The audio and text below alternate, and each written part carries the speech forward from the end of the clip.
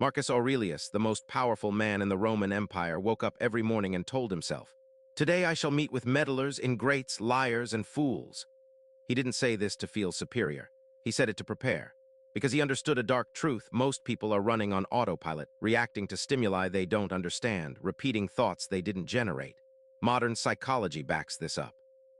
Research from Harvard's Daniel Wegner showed that up to 95% of human decisions are made unconsciously. People aren't choosing, they're reacting. They get angry because their boss snapped at them. They buy what advertisers told them to want. They hate who the news told them to hate. The dark truth? When you stop expecting people to think, you stop being disappointed when they don't. You stop arguing with a man who's never read a book. You stop trying to convince the woman who only consumes drama. You stop bleeding emotional energy into people who couldn't process your depth if they tried. This isn't arrogance, it's accuracy. Marcus didn't hate the fools, he just stopped expecting them to be philosophers. And the moment you do the same, something shifts. You become calm in chaos, patient with stupidity, unbothered by criticism from people whose opinions you wouldn't take seriously about anything else. You start playing chess while everyone else plays checkers and they don't even know there's a different game. Here's something they don't teach you.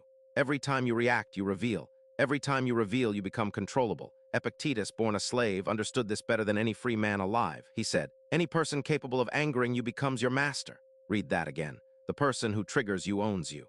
The comment that ruins your day owns you. The text that spikes your heart rate owns you. Counterintuitive truth: being in touch with your emotions is often a weakness, not a strength. The modern wellness industry sells you the idea that expressing every feeling is healthy. But behavioral scientists have studied negotiators, interrogators, and high-stakes operators for decades. The pattern is clear: those who reveal their emotions lose. Those who control the surface win. A study published in the Journal of Personality and Social Psychology found that people who maintained emotional opacity in conflicts were perceived as 40% more competent and gained more concessions. Why? Because unreadable people can't be manipulated. You can't push buttons you can't find. This doesn't mean suppressing emotion, that's just delayed explosion.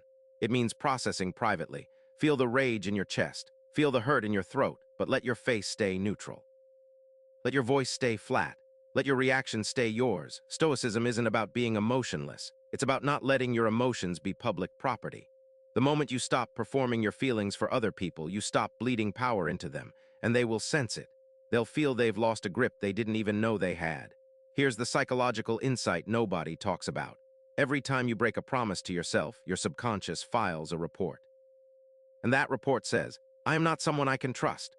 Stanford researcher Albert Bandura spent decades studying what he called self-efficacy, the belief that you can do what you set out to do. His finding: self-efficacy isn't built by talking nice to yourself, it's built by keeping promises to yourself. Small ones, daily ones, boring ones. You said you'd wake up at 6. You snoozed till 7, tiny, maybe, but your brain logged it. We say things and don't do them. Now stack 10 years of those moments. You become a person who doesn't believe their own thoughts, who hesitates, who second guesses, who knows deep down they're full of it. This is why the Stoics treated discipline as sacred. Seneca wrote, "No man is free who is not master of himself." But here's the dark side of extreme discipline: it requires you to disappoint people. Your friends who want you to drink, your family who wants you to stay small, the version of you who wants comfort over growth. Real discipline isn't grinding harder.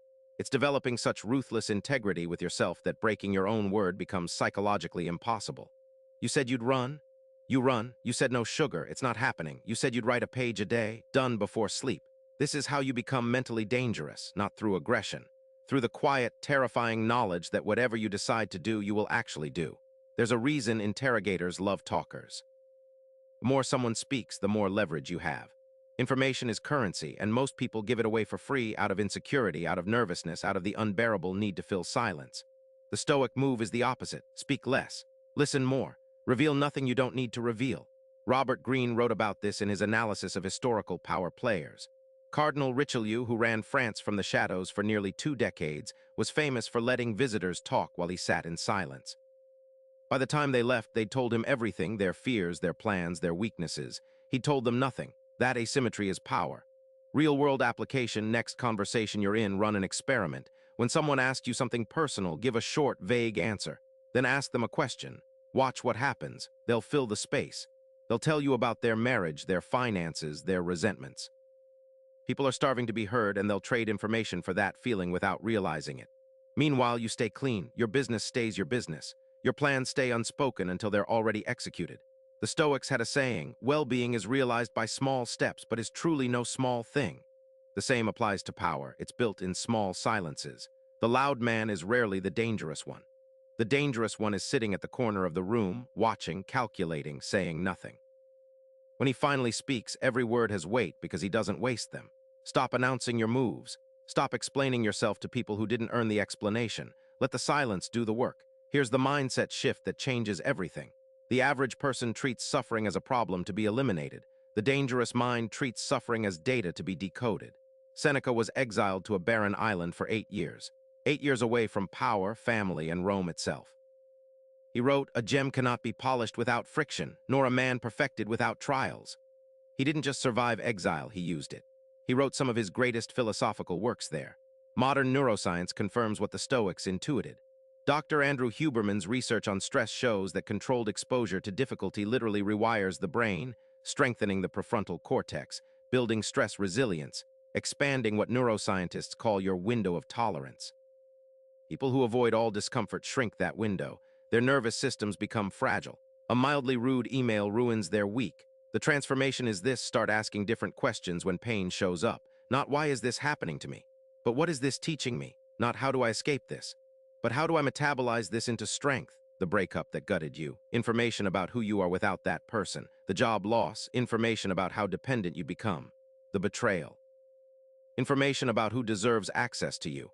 Mentally dangerous people aren't dangerous because nothing bad happens to them. They're dangerous because everything bad that happens to them gets converted into fuel. They've stopped flinching at difficulty. They've stopped praying for an easy life and started preparing to be a hard person in the best sense of that word. Tempered, forged, unbreakable. When you stop fearing pain, you stop being controllable through the threat of it. And that, more than anything, is what makes you dangerous. Here's a brutal truth the dating world, the boardroom, and the negotiation table all confirm: whoever cares less wins. This sounds cold. It is cold, but it's also reality. Behavioral economists call it loss aversion asymmetry. In any interaction, the person with less to lose has more power. They can walk away. And the ability to walk away is the ultimate leverage.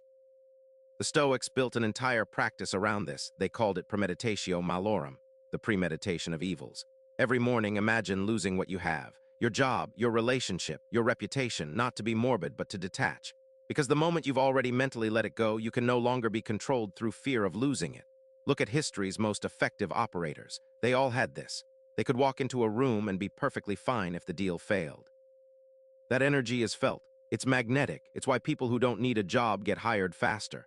Why people who aren't desperate to date attract more partners. Why companies that aren't desperate to sell command higher prices.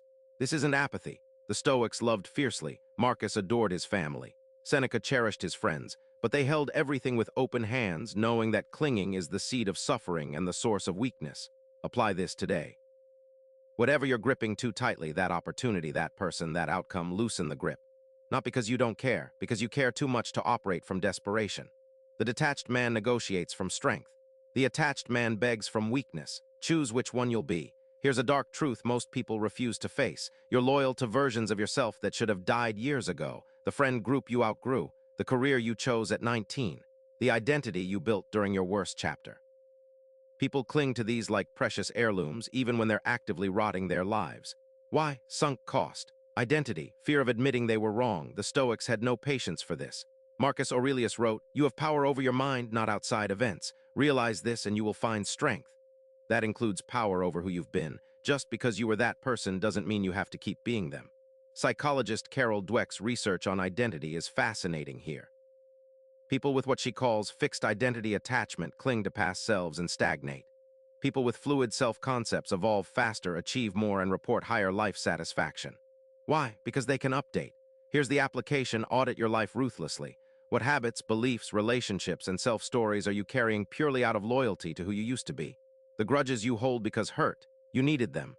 The limiting beliefs you adopted because scared you needed them. Friendships you maintain because lonely you needed them. Mentally dangerous people kill old versions of themselves without ceremony. They wake up one day and decide, that's not who I am anymore, and they mean it. Not as a fantasy, as a fact executed through new behavior. You don't owe your old self anything. Your old self was a stepping stone, not a shrine. Step on him and keep climbing. Here's the darkest truth of all. You can read every Stoic book. You can watch every video like this one. You can take notes, highlight passages, share them on social media. And you'll still probably do nothing. That's not pessimism. That's data. Studies on behavior change show that fewer than 8% of people who set goals actually follow through long-term. Of all the people watching this right now, the math says most will close this video and forget it within 48 hours. The Stoics knew this. Epictetus said, "First say to yourself what you would be, and then do what you have to do." The doing is where almost everyone fails. Knowledge without execution is just intellectual entertainment. Here's the mentally dangerous move: stop trying to save everyone. Stop trying to wake up your friends, your family, your partner. Stop sending them videos hoping they'll change. They won't. Not because they can't, but because they don't want it badly enough yet, and pain is the only teacher most people listen to. Focus on you. Become the example, not the explainer. People don't change from your words, they change from witnessing your transformation. When you become unrecognizable in 6 months, the right people will ask. The wrong people will resent it. Both reactions tell you everything. You were given these 8 truths today. Most viewers will treat them as content. A few will treat them as instructions. That few becomes mentally dangerous. That few rewrites their lives. Which one are you? CTA, 30 seconds. If this hits something in you, do the small thing that compounds: subscribe to MindsetMaster. We drop dark Stoic breakdowns, dark psychology insights, and wealth mindset content every week, designed to sharpen the kind of mind 99% of people will never develop. Hit that subscribe button. Turn on notifications, because the next video drops in a few days, and trust me, you don't want to miss what's coming. Comment below which of the 8 truths hit you the hardest. I read them all.